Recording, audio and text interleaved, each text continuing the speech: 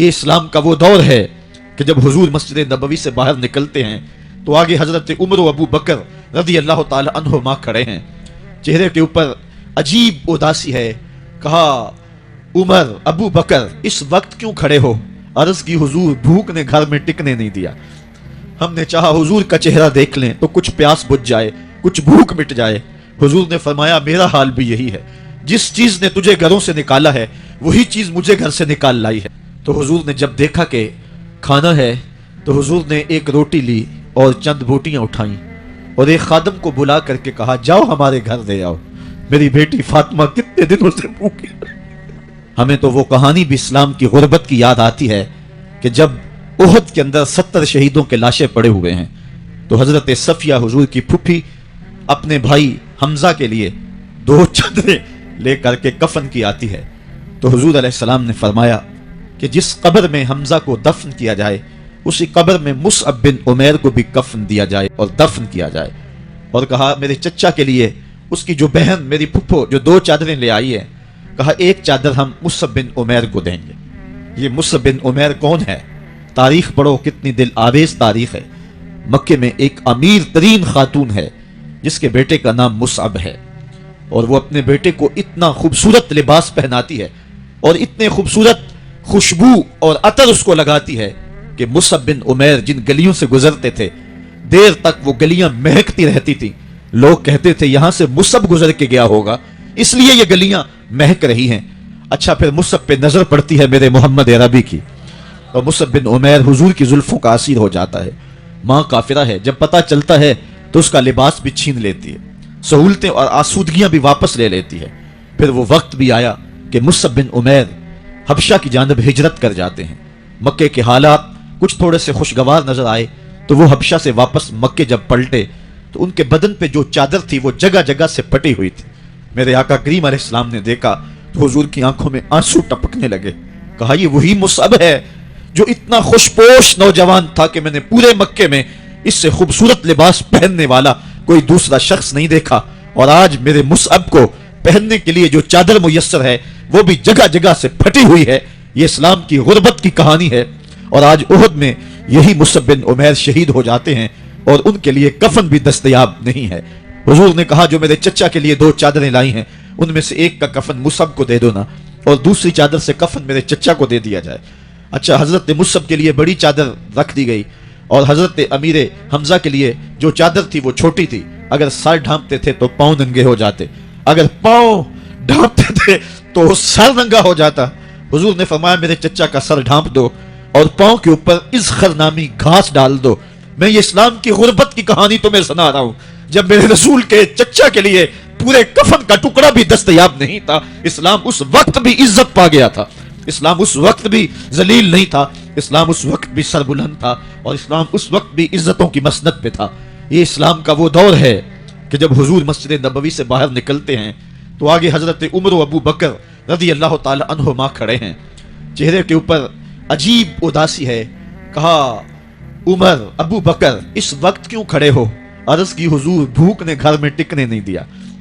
ہم نے چاہا حضور کا چہرہ دیکھ لیں تو کچھ پیاس بجھ جائے، کچھ بھوک مٹ جائے. حضور نے فرمایا میرا حال بھی یہی ہے. جس چیز نے تجھے گھروں سے نکالا ہے وہی چیز مجھے گھر سے نکال لائی ہے. چلتے ہوئے حضرت ابو ایوب انصاری کے گھر کے قریب سے گزرے. حضور کی خوشبو پا کے وہ باہر آ گئے. عرض کی بندہ نواز آج میرے مہمان نہیں بنتے؟ حضور نے کہا تمہاری مرضی. گھر لے گئے، چٹائی بچھائی، حضور کو بٹھایا، گھر والوں کو بکری کا بچہ ذبح کر کے دیا. کہا جلدی جلدی کھانا تیار کرو، میرے آقا کو بھوک لگی ہوگی. یہ کہہ کے واپس آئے، حضور کے پاس بیٹھے، نظر چہرے پہ پڑی تو گھبرا گئے. نکاحت کے آثار اتنے واضح تھے کہ سمجھ آ رہی تھی کتنے دنوں سے حضور نے کچھ نہیں کھایا. اٹھ کے باغ میں چلے گئے، کھجوروں کا خوشہ توڑا، حضور کے سامنے رکھا. کہا بندہ نواز جب تک کھانا تیار نہیں ہوتا یہ کھجوریں تناول فرمائیں. تھوڑی دیر کے بعد کھانا دسترخوان پہ لگ گیا. حضور سے عرض کی گئی حضور آئیں کھانا تناول کر لیں.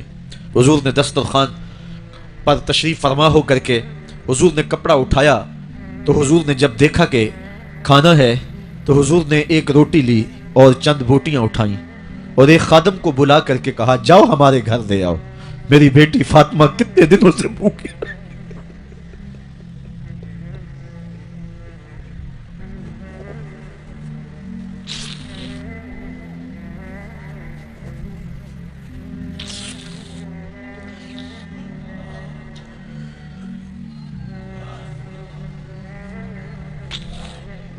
کہا جاؤ ہمارے گھر لے آؤ، میری فاطمہ کتنے دنوں سے بھوکی بیٹھی ہوئی ہے، مال کے کونین ہیں گو پاس کچھ رکھتے نہیں، دو جہاں کی نعمتیں ہیں ان کے خالی ہاتھ میں۔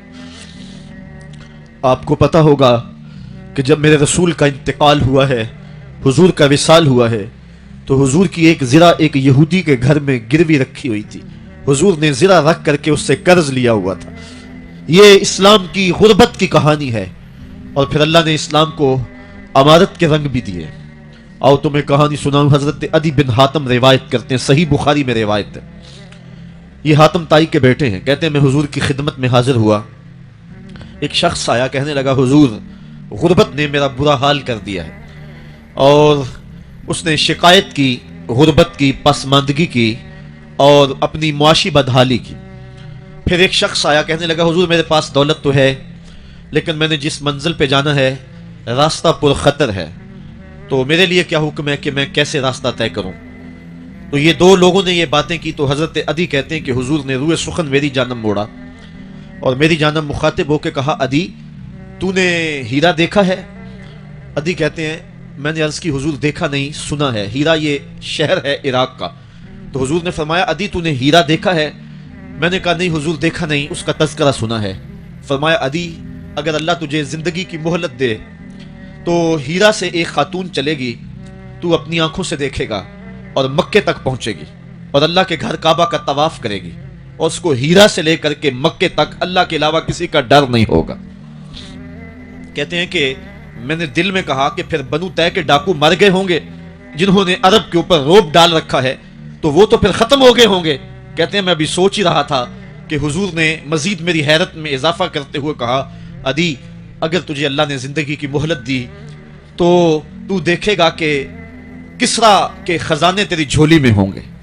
تو اس دور کی سپر طاقت تھی۔ میں نے کہا حضور کسرا بن ہرمز؟ حضور نے فرمایا ہاں کسرا بن ہرمز۔ کہتے ہیں کہ حضور نے پھر فرمایا عدی اگر تو زندگی پائی تو تو وہ دن بھی دیکھے گا کہ ایک شخص زکوٰۃ کی رقم لے کر کے، زکوٰۃ کی چاندی لے کر کے، زکوٰۃ کا سونا لے کر کے نکلے گا اور اس کو کوئی زکوٰۃ کا مستحق ہی نہیں ملے گا۔ حضرت عدی بن حاتم کہتے ہیں کہ پھر میں نے وہ منظر اپنی آنکھوں سے دیکھا کہ ہیرا سے خاتون چلی اور مکے تک پہنچی، اور امن ایسا تھا کہ اس کو اللہ کے علاوہ کسی کا ڈر نہیں تھا۔ پھر وہ لمحے بھی میں نے دیکھے کہ کسرا بن ہرمز کے خزانے مسجد نبوی کے باہر پڑے ہوئے ہیں۔ تو کہتے ہیں تیسری چیز میں دیکھ نہ سکا، اور میں نے لوگوں کو کہا کہ یہ میں تو نہیں دیکھ سکا، میری شاید زندگی وفا نہ کرے، اور اگر تمہاری زندگی وفا کرے تو تم دیکھنا میرے آقا نے جو فرمایا تو دو باتیں تو پوری ہو گئی ہیں، اور تیسری بات تم دیکھ لو گے۔ حضرت یحییٰ بن سعید فرماتے ہیں کہ حضرت عمر بن عبد العزیز کا زمانہ تھا، اور انہوں نے مجھے افریقہ کی جانب زکوٰۃ وصول کرنے کے لیے بھیجا۔ میں وہاں سے زکوٰۃ وصول کی، اور پھر میں زکوٰۃ لینے والے مستحقین کو ڈھونڈنے لگا، تو کہتے ہیں مجھے کوئی مستحق نہ ملا۔ پھر میں غلام پکڑتا اور اس کے پیسے دے کے اس کو آزاد کرواتا چلا جاتا۔ حضرت عمر بن عبد العزیز کا زمانہ ہے کہ گورنر ہے عراق کا، وہ حضرت عمر بن عبد العزیز کو لکھتا ہے کہ اتنی رقم ہے، اس کا کیا کرنا ہے؟ تو عمر بن عبد العزیز کہتے ہیں رقم لے کے یہاں نہ آنا، وہاں عراق کے لوگوں میں بانٹ دو، جو زکوٰۃ کے مستحق ہیں ان کو تقسیم کر دو۔ تو گورنر لکھتا ہے جو مستحق ہے ان کو دے دی، اب کوئی مستحق نہیں رہا تو میں کیا کروں؟ تو حضرت عمر بن عبد العزیز کہتے ہیں جو مقروض ہیں ان کا قرض اتار دو۔ تو کہتے ہیں کہ ہاں قرض بھی میں نے اتار دیا ہے، رقم پھر بھی بچ رہی ہے، کیا کروں؟ تو حضرت عمر بن عبد العزیز نے پھر لکھا جو شخص شادی کرنا چاہتے ہیں ان کا حق مہر ادا کر دو۔ میں نے کہا کہ وہ بھی کر دیا ہے، رقم پھر بھی بچ گئی، اب کیا کروں؟ تو حضرت عمر بن عبد العزیز نے مجھے لکھا کہ جو غیر مسلم ہیں جنہوں نے ٹیکس دیا ہوا ہے، جتنا ٹیکس دیا ہے اس سے دگنے پیسے ان کو قرضے میں دے دو، اور ان کو کہو جاؤ اس کا کاروبار کرو، کھیتی باڑی کرو، اور ساتھ انہیں یہ بھی کہہ دینا قرض کی فکر نہ کرنا اور زیادہ اس میں پریشان نہ ہونا، جب دے سکو گے دے دینا۔ یہ دور بھی پھر اسلام نے دیکھا اور یہ گھڑیاں بھی دیکھی، جب چتھڑے پہنے ہوئے تھے، جب پیود لگے لباس پہنے تھے، جب پیٹ میں ڈالنے کے لقمہ بھی نہیں تھا، اللہ کا دین اس وقت بھی غالب تھا، اور جب گلیوں کے اندر ریشم بکھرا ہوا ہوتا تھا کوئی اٹھانے والا نہیں تھا، دین اس وقت بھی غالب تھا۔ دین کا غالب ہونا یا نہ ہونا اس کا تعلق جو ہے وہ مال و دولت سے نہیں ہے۔ اقبال کہتا ہے کہ زوال بندہ مومن کا بے زری سے نہیں، مومن کا زوال بے زری سے نہیں ہے بلکہ اس کا سبب کوئی اور ہے۔ وہ سبب ڈھونڈنا ہے کہ ہم دنیا میں رسوا ہو کے کیوں رہ گئے، ہم زمانے کے سامنے تماشا کیوں بن کے رہ گئے۔ آج نبی کی امت पूरी कायनात में रुसवा होके क्यों रह गई? आज हमारा तमाशा देखा जा रहा है, आज भूखे कुत्तों को हमारी बेटी और बहनों के ऊपर छोड़ा जा रहा है और उसका तमाशा देखा जा रहा है। क्या हमने ये दिन भी देखने थे? हमने सुराग लगाना है।